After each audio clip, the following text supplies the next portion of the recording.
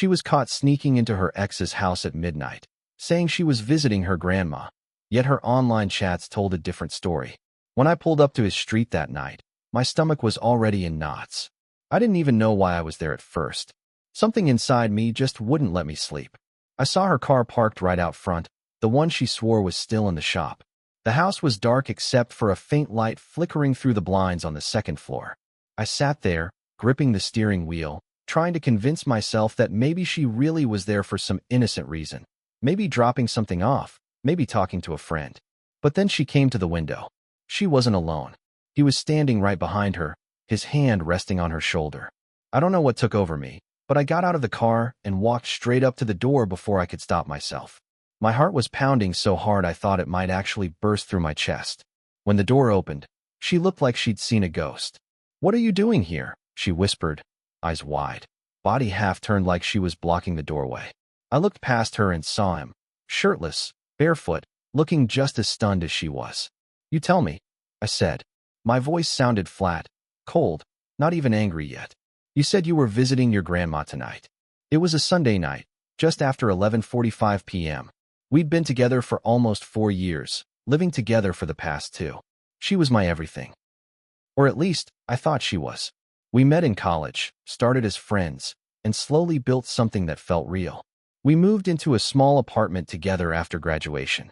We shared bills, groceries, stupid arguments about dishes, inside jokes, dreams about buying a house someday. I used to think love was supposed to feel like peace. With her, it did.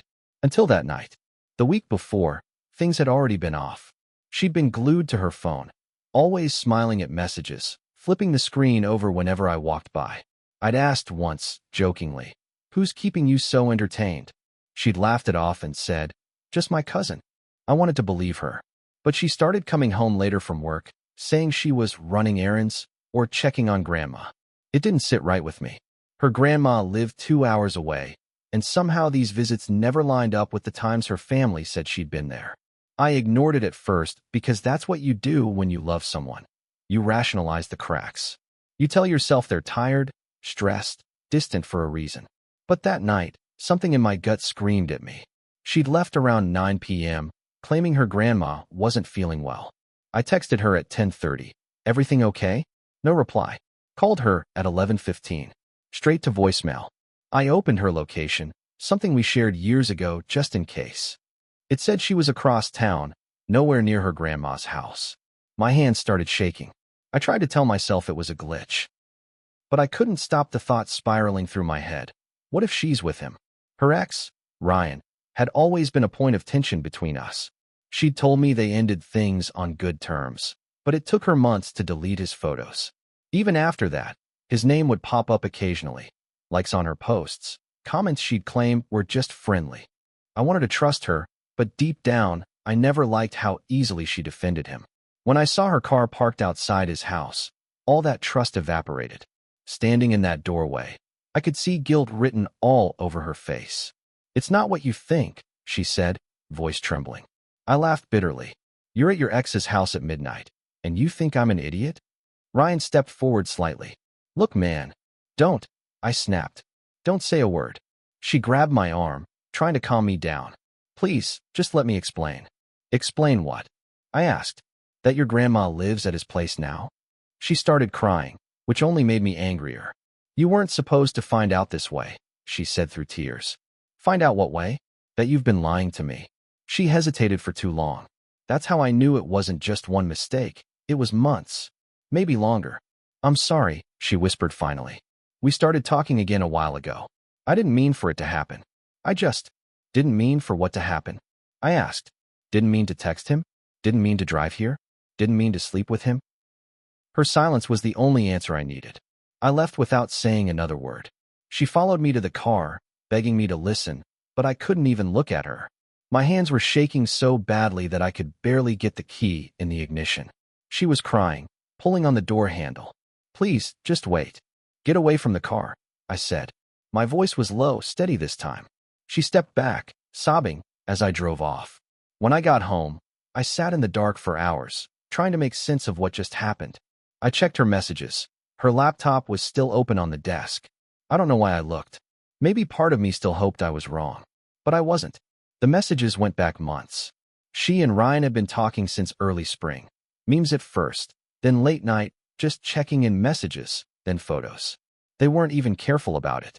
She told him things I didn't know she felt anymore. I miss talking to you. You still make me laugh.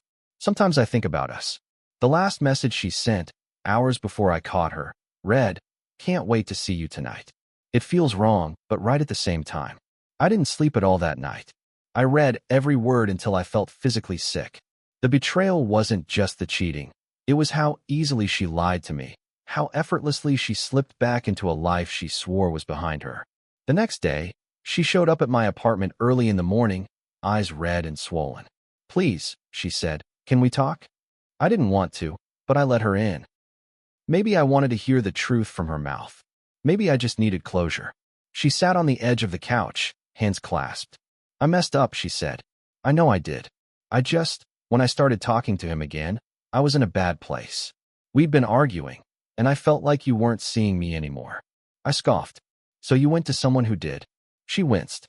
"It wasn't supposed to go that far. I didn't plan it." I shook my head. "You planned everything. The lies. The stories. The drives. Don't insult me by calling that an accident." Tears streamed down her face. "I never stopped loving you," she said. "I swear." "Then why did you do it?" I asked. "If you loved me, why wasn't I enough?" She didn't have an answer.